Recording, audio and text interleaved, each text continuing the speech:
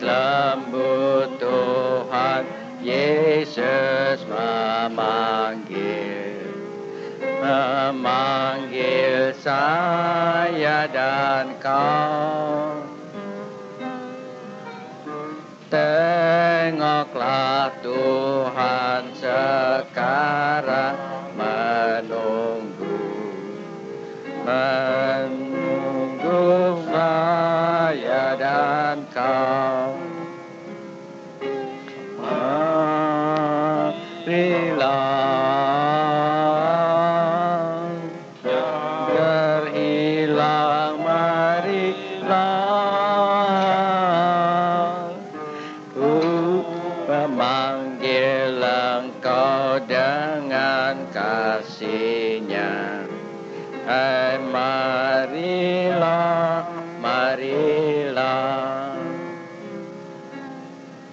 janganlah abaikan ajakan Tuhan terhadap saya dan kau.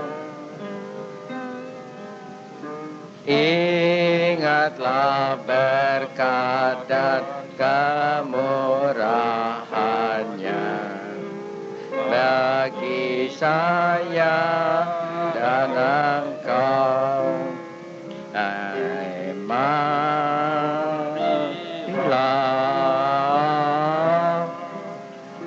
yang terhilang, marilah memanggil dengan kasih-Nya. Hai marilah, marilah.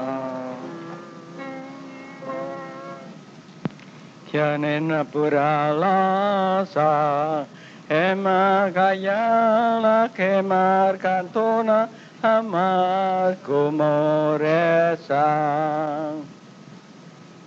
Tuhan, terima kasih untuk firman-Mu. Kau urapi kami dengannya. Hingga semua yang Kau rencanakan atas kami jadi dalam hidup kami. Tuhan, Engkau baik. Engkau telah memimpin kami di tahun yang lewat. Tahun ini pula Engkau yang akan mengembalakan kami. Kami tidak takut bahaya. Ajari kami Tuhan memakai kesempatan, semua kesempatan yang Kau berikan kepada kami. Jangan Kau biarkan satu pun lewat. Tuhan, Kau berkati kami berganda-ganda. Sucikan kami dengan darah-Mu. Sehingga dari anugerah-Mu saja kami hidup. Engkau sudah memberi semuanya kepada kami. Biarkan kami menikmati itu Tuhan. Terima kasih Yesus. Kau baik. Setiakan hati kami. Amin. Kita baca firman Tuhan dari Amsal 26 ayat 24 sampai 26. Amsal 26 ayat 24 sampai 26. Begini bunyinya. Si pembenci berpura-pura dengan bibirnya, tapi dalam hati dikandungnya tipu daya. Kalau ia ramah, janganlah percaya padanya, karena 7 kekejian ada dalam hatinya. Walaupun kebenciannya diselubungi tipu daya, kejahatannya akan nyata dalam jemaah. Saudara, sebab itu jangan sekali-kali lupa dengar yang betul. Kalau ada orang ngomong sama saudara bencinya terhadap orang lain nih, jangan suka deket-deket. Sebab apa? Dia nyimpen kebencian. Dan kebencian itu nanti satu hari diarahkan pada saudara. Nggak bisa enggak. Dan ada satu perkara lagi. Kalau kita baca ini ya, kejahatannya akan nyata dalam jemaah. Saudara, orang suka marah sama saya kalau saya di dalam sidang jemaat ngomong apa adanya. Dan kalau saya pribadi ditanyain, saya nggak berani jawab. Tapi kalau dalam jemaat, saya berani mengatakan apa aja yang Tuhan mau. Soalnya apa?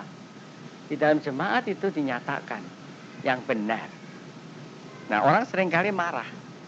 Ya, saya bukan ngomongin. Kalau dia dengarkan yang betul, tidak pernah saya karena sentimen, karena nggak seneng atau karena apa ngomongin satu perkara. Perkara yang dibicarakan di dalam sidang jemaat itu adalah perkara yang dibuka oleh Tuhan di hadapannya. Dan itu sebetulnya justru membawa berkat. Saya seringkali urusan saya sendiri pun betapa senangnya kalau itu firman Tuhan buka itu. Sebab apa? Berarti bahwa dia memperdulikan. Kalau dia nggak memperdulikan, nggak diperhatikan. Tapi kalau dia berfirman keras kayak apapun, itu adalah harapan. Nah, orang suka salah ngerti. Dikira saya ngomongin orang. Saya nggak ngomongin orang. Buat apa saya ngomongin orang? Dikira saya suka, kalau orang Jawa bilang ngepok di dalam sidang jemaat. Enggak. Apa adanya. Saudara, kejahatan itu dinyatakan justru di situ. Kalau di luar itu kita nggak tahu yang mana. Seringkali orang tanya saya, ini aliran gini gimana, saya nggak berani jawab. Tapi nanti di dalam sidang jemaat, itu firmannya itu membahas itu, ya saya ngomong apa adanya. Nah, orang suka nyela, saya bilang, kemarin ditanyain, diam aja bilang nggak tahu. Sekarang kok ngomongnya keras, ya saya sendiri juga kaget. Dan dari tahun ke tahun, 30 tahun lamanya itu, saya hidup tuh begitu. Di dalam jemaat, kupas semua. Sonder tedeng aling-aling. Itu sebabnya kita sehat. Nah, barangkali saudara ingat peristiwanya Simon Petrus sama Paulus. Paulus itu negur Petrus di dalam sidang jemaat loh. Kamu Yahudi, kalau nggak ada orang Yahudi makan sama-sama orang kafir, ada orang Yahudi terus nggak mau, munafik.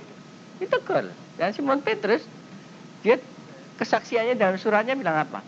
Paulus itu mengatakan apa yang Tuhan berikan kepada dia. Begitu. Jadi saudara, perhatikan baik-baik. Campur gaul sama orang yang suka ngomong kebenciannya. Tentang siapa aja, biasanya tentang orang lain. Jangan deket-deket. Sebab itu kebencian itu selalu diselubungi tipu daya. Dan jangan sampai kita itu terbawa oleh itu. Kita terbawa oleh kebencian, paling cepet loh. Saudara benci ya dalam hati saudara ya. Ngomong sama orang, langsung diterima. Jadi dua. Nah, dua ngomong. Yang satu mengenai saya ini gini. Yang satu mengenai dia itu gitu. Dua. Ketemu satu-satu jadi 4. 4 tadi ketemu gitu. Kata itu gitu, dia gini. Tambah. Terus bertambah sampai kita nggak bisa ngatasin itu. Kebencian itu tidak bisa ditahan. Kita sendiri nggak bisa nahan. Saya kenal orang gitu, dia mulai melepas di kebenciannya. Dia sendiri nggak bisa. Dia out of control.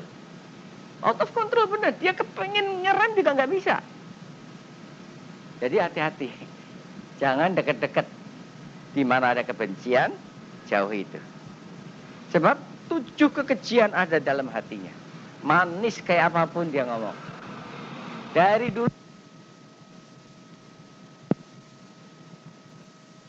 terus dia udah diem, udah saya biarkan ngomong panjang lebar, saya tanya, kamu kapan mulai jelekin saya? Dia malu, dia kaget, soalnya ya kapan mau mulai jelek-jelekin ini, jangan jelek-jelekin pendetanya, berapa tahun dia ikut pendeta itu dijelek-jelekin lagi. Nah, sebentar lagi kalau ikut saya sebentar aja nanti dia jelek-jelekin. Saya tanya dulu dari mulanya kapan kamu punya acara mulai jelek-jelekin saya. Saudara, nggak bisa enggak loh. Saya lihat, saya terlalu pengalaman itu. Orang yang jelekin orang lain pasti jelekin saudara. Sebab ada di dalamnya sifat jelekin. Dan itu punya tipu daya 7 tipu daya yang jahat. Saudara, kalau kita mau bergaul, kita perhatiin yang baik. Gimana? Takut akan Tuhan ada? Nah, itulah. Kalau saudara bergaul dengan orang yang takut akan Tuhan, saudara dibawa. Tadinya nggak eleng barangkali, terus jadi eleng. Iya. Saudara, tahu nggak kita ini? Bahwa dari pergaulan gitu loh, akhirnya jahat masuk ke dalam kita itu. Saudara sih dari sononya baik, cuma ke bawah temen aja satu. Dan saudara akan tahu nanti akibatnya itu panjang. Di dalam Lukas 10 ayat 17. Lukas 10 ayat 17. Kita baca firman Tuhan begini bunyinya.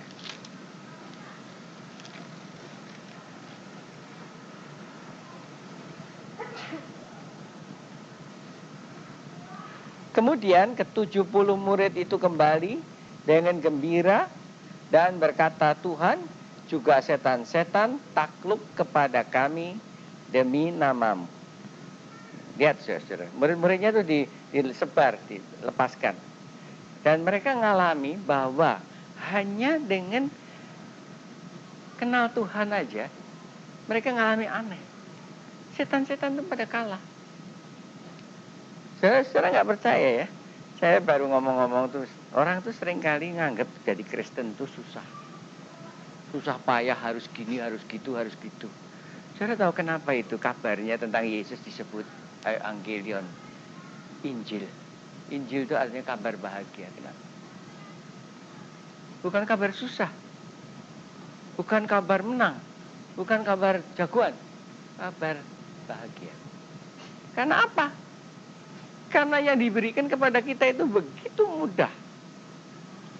Saudara, ada orang, asal ketemu saya, dia bawain minyak, dia bilang, urapi saya, Box. Apa kan saya urapi. Terus dia tanya saya, apa mesti begitulah? Kayak akhirnya tanya juga, bosen nih rupanya. Lantas saya bilang, kamu tuh nggak tahu. Tuhan tuh kasih kita apa semua. Tahu, saya bilang. Ada anak angkat saya.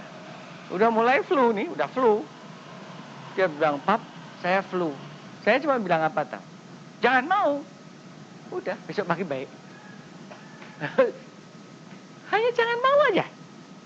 Dia tidak mau baik. Saudara nggak percaya. So simple, begitu sederhana. Saudara seringkali membiarkan sakit penyakit itu merajalela.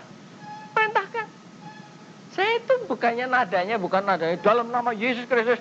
Aku enggak. Saya cuma bilang jangan sakit. Enggak sakit. Nah, jadi Tuhan sudah bikin itu begitu mudah. Dia itu sudah kasih kepada kita semuanya. Itu 70 murid juga ngalami gitu.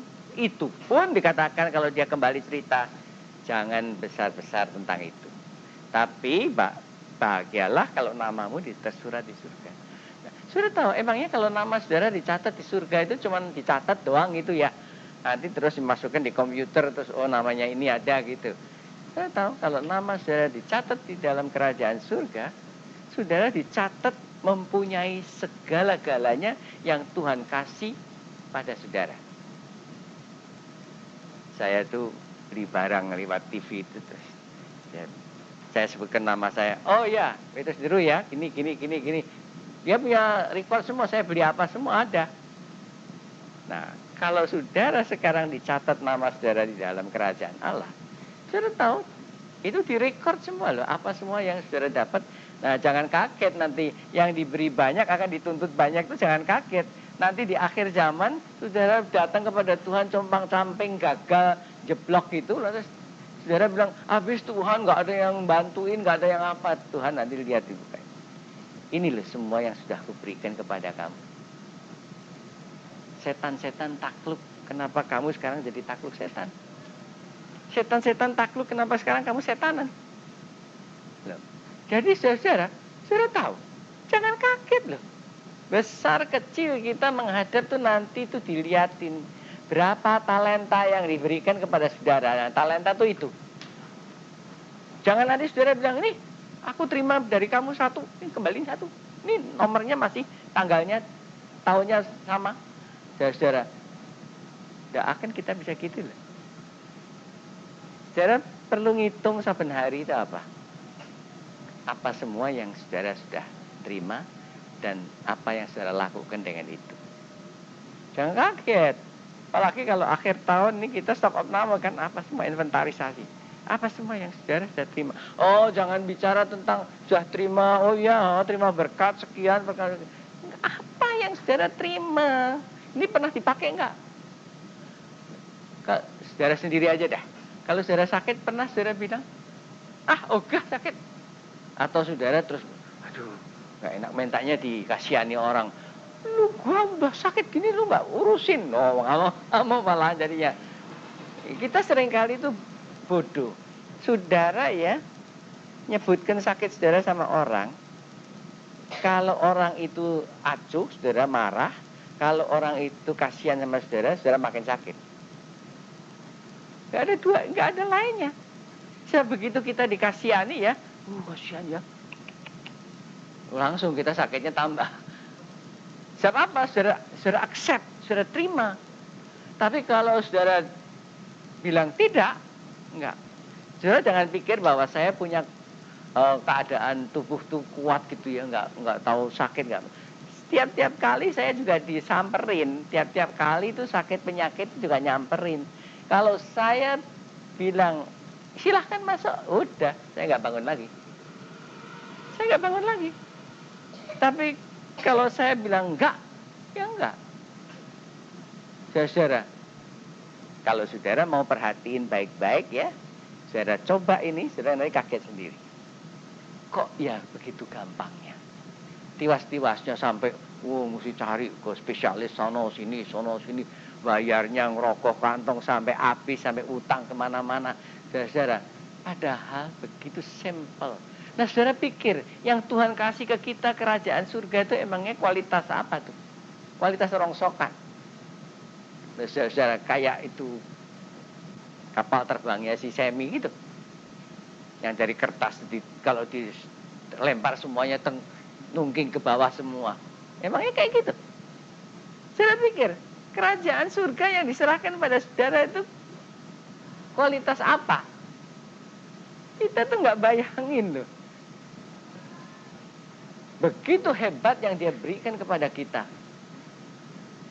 Tapi kita nggak pakai. Kita nggak percaya, soalnya masa iya begitu gampang.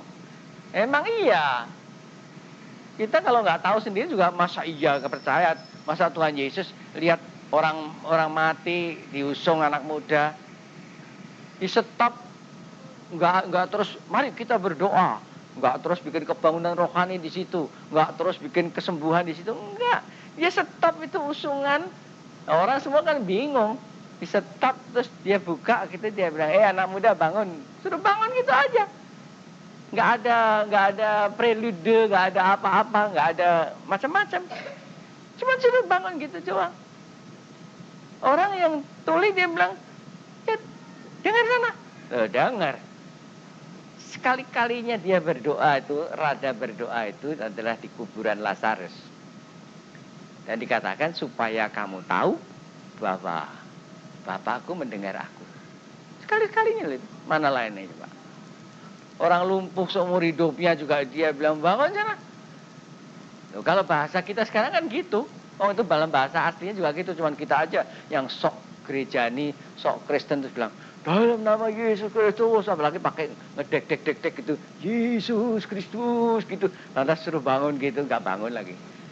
Saya tahu begitu sederhana, itu percakapan sehari-hari. Tuhan pakai bahasa itu bahasa pasar, Arami itu bahasa pasar.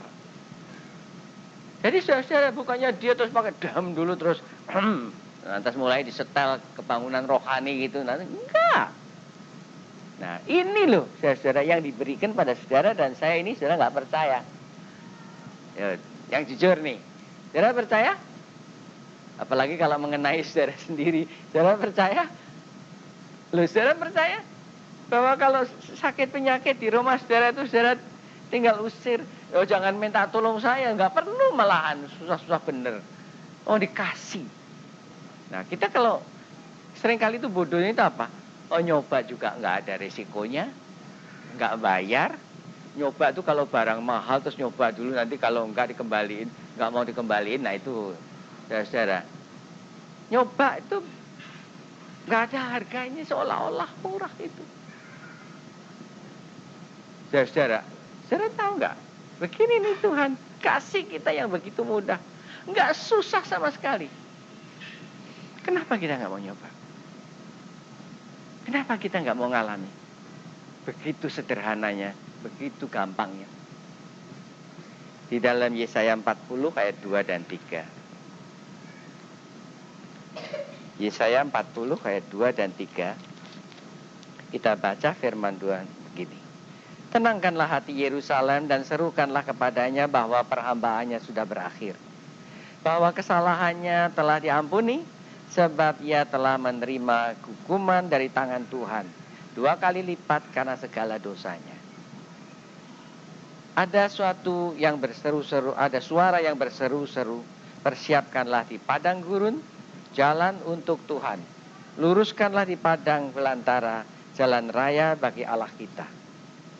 Saudara-saudara, itu sebabnya kenapa kalau Yerusalem itu sudah rasanya udah nggak kuat lagi berdiri, dia udah salah, Tuhan tetap masih bilang serukan kesalahannya diampuni. Ini yang saudara nggak pernah percaya. Saudara biasa omong kosong kan? Satu hari saudara bisa ngomong dan jadi, kenapa? Karena dosa saudara diampuni. Nah, saudara tahu itu. Saudara ngerti kenapa orang yang lumpuh itu pertamanya diturunin dari genteng itu, pertama-tama Tuhan katakan apa? Dosamu diampuni. Nah, itu kedengeran. Kalau saudara diampuni dosa saudara, jangan terus berkanjang dalam dosa lagi. Kalau diampuni, itu berarti bahwa karena dosa, omongan manusia itu omong kosong, tipu. Kalau dosa saudara diampuni, saudara ngomong jadi loh. Dan hati-hati, jangan suka biasa maki-maki. Nanti kalau dosa saudara diampuni, terus saudara tetap memaki orang babi, jadi babi benar loh. Jangan kaget. Loh, ini saya cerita ini kelakar, tapi realita itu gitu loh. Jadi why kalau saudara setelah diampuni dosa saudara, saudara ngomong yang kutuk, celaka, bisa nggak diampuni lagi. Jadi perhatiin baik-baik apa yang Tuhan lakukan dengan saudara. Ini bisa begitu, nggak kentara, nggak kerasa, nggak pakai kebangunan rohani gini gitu. Saudara barangkali baru bangun tidur kucek-kucek mata gitu, Tuhan ampuni dosa saudara. Dan selangkah di luar ada yang sakit. Dan saudara terus langsung, oh nanti diteleponin dokter ke sana-sana, hilang tuh. Kuasa setelah dosa saudara diampuni hilang. Nah itu sebabnya banyak orang terus nggak ngalami apa-apa itu. Dia nggak tahu kapan dosanya diampuni, dan dia nggak tahu memakai kesempatan justru karena dosanya diampuni. Terus kita pakai, siapa yang akan bisa bayangkan apa yang Tuhan mau saudara katakan jadi. Tapi ini adalah hadiahnya Tuhan. Jadi saya minta saudara periksa diri dulu. Satu malam kalau saudara ngalami kelegaan, lega ini, diampuni dosa itu lega. Beban itu hilang. Jangan terus gembar-gembar, aduh saya lega. Pakai itu kelegaan. Berbuatlah sama seperti Eli ngajarkan Samuel. Ada panggil Samuelnya terus lari ke Eli. Ada apa pak? Ya, 2 kali gitu lantas Samuel diajarin ini. Kalau dengar lagi sekali tanya, ya Tuhan ini aku, apa maumu? Nah langsung, kalau saudara dosa saudara diampuni pada saat itu, saudara bilang Tuhan apa yang kau mau? Nanti saudara ngalami. Banyak perkara kita yang kita nggak tahu kemana, apa yang akan terjadi. Tapi pada saat dosa kita diampuni itu, kelegaan itu begitu besar. Pakai kesempatan itu. Jangan disia-siakan. Kalau kita sia-siakan, belum tentu loh ada lagi kesempatan. Belum tentu loh. Jadi perhatikan yang baik-baik. Jangan ribut dengan macam-macam. Jangan dikuasai benci, jengkel, dan macam-macam. Bukannya apa-apa, ini merugikan saudara sendiri. Orang kan suka bilang, habis kok nggak boleh jengkel, nggak boleh benci, habis kayak gitu, saya diperlakukan gitu. Habisnya itu disebutkan, habis memang. Kalau saudara sampai begitu, saudara habis. Tapi untuk keselamatan saudara sendiri, jangan ikuti jalan itu. Saudara boleh dikapakkan oleh siapa saja. Diam, dengerin, rasakan. Kalau ada kelegaan, biasanya justru kalau kita habis dijahatin itu paling sering tuh. Tuhan menghibur kita, jadi ada kelegaan yang luar biasa. Dosa kita diampuni. Pakai itu. Jangan terus berdiri pakai buat ngutukin orang yang jahatin saudara. Terus, nah lu, kesempatan lu. Gua sekarang diampuni dosanya, biar cilaka lu. Loh, hilang lagi kita. Banyak orang dikasih kesempatan tidak diperhatikan. Saudara punya kesempatan. Tentu apa saudara perhatikan. Amin. Kyola falafandan hemasang kanamutande hola hasang.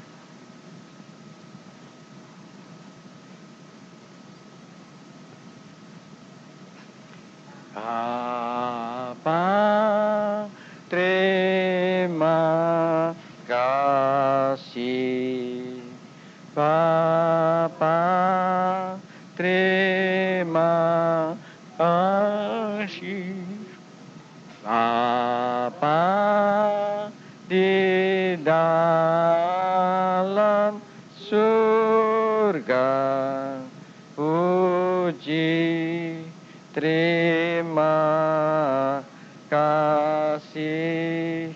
Terima kasih,